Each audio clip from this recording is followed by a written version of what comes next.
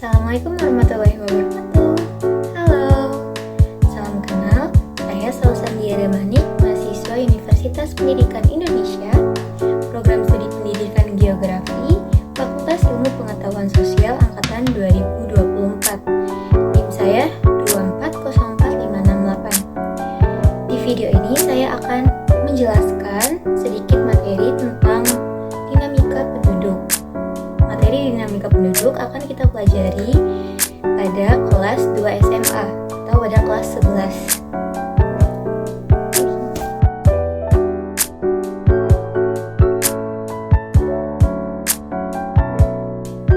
Nah, pertama ada pengertian dari dinamika penduduk. Apa sih dinamika penduduk itu? Dinamika penduduk adalah suatu pergerakan dan pertumbuhan orang atau orang-orang yang dipengaruhi berbagai macam hal yang terjadi di suatu wilayah dan terjadi dari waktu ke waktu.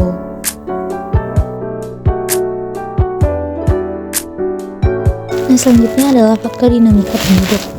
Faktornya dibagi menjadi dua, yaitu masalah kuantitas dan masalah kualitas.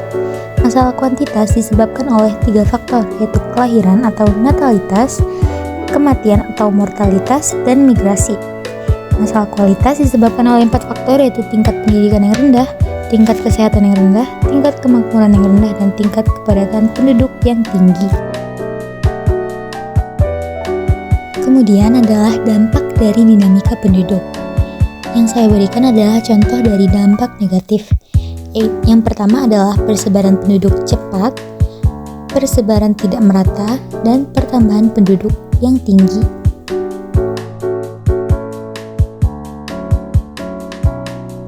Nah, kemudian ada rumus untuk menghitung jumlah kelahiran dan jumlah kematian. Yang pertama ada kematian atau mortalitas.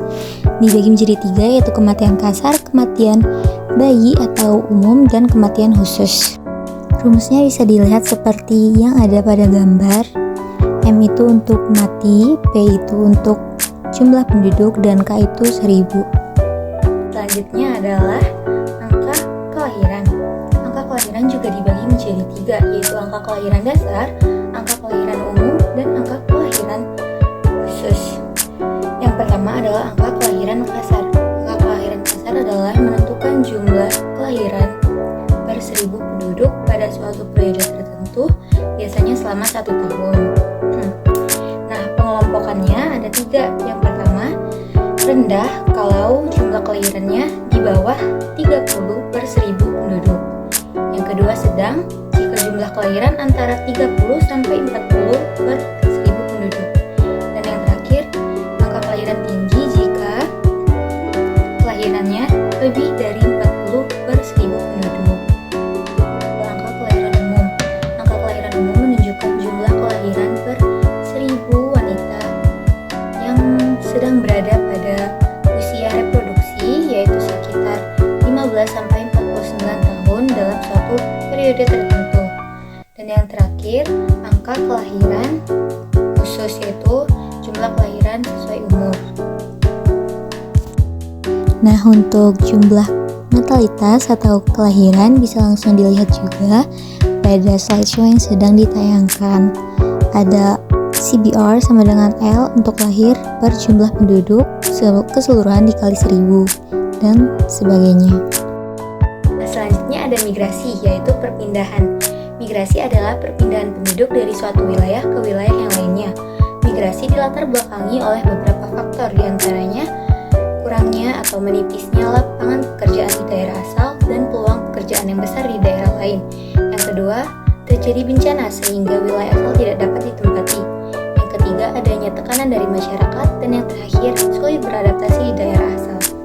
Migrasi sendiri dibagi menjadi 5. Yang pertama ada emigrasi. Emigrasi adalah perpindahan penduduk dari suatu negara ke negara lain. Contohnya, penduduk Indonesia pindah ke Singapura. Yang kedua ada remigrasi, yaitu kepulangan penduduk yang sebelumnya pergi atau menetap di negara lain kemudian pulang ke negara asalnya.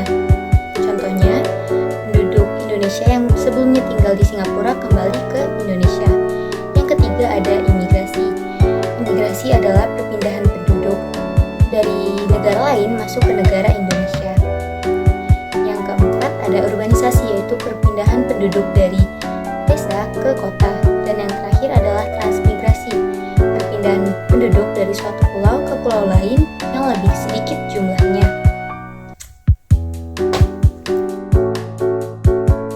Nah, di sini ada solusi di bidang kesehatan.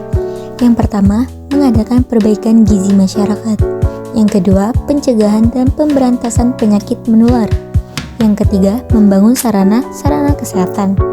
Yang keempat, penyediaan air bersih dan sanitasi lingkungan.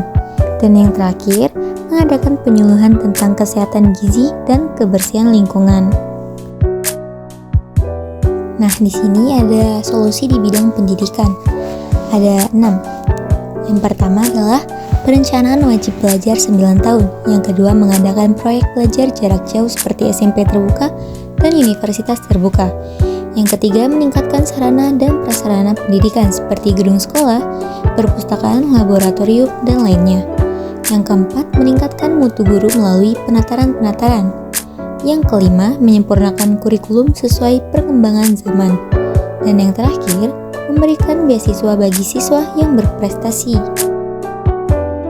Nah, yang ketiga ada solusi di bidang ketenaga kerjaan. Di sini ada 4 poin. Yang pertama, merangsang kemampuan berwira swasta. Yang kedua, meningkatkan usaha kerajinan rumah tangga. Yang ketiga, meningkatkan lapangan kerja atau kesempatan kerja. Dan yang terakhir, meningkatkan GNP dengan cara meningkatkan barang dan jasa. Selanjutnya adalah solusi untuk kepadatan penduduk. Ada 3. Yang pertama, mengkampanyekan atau mensosialisasikan program keluarga berencana atau KB untuk menekan laju pertumbuhan penduduk. Yang kedua adalah melakukan program transmigrasi agar persebaran penduduk menjadi merata.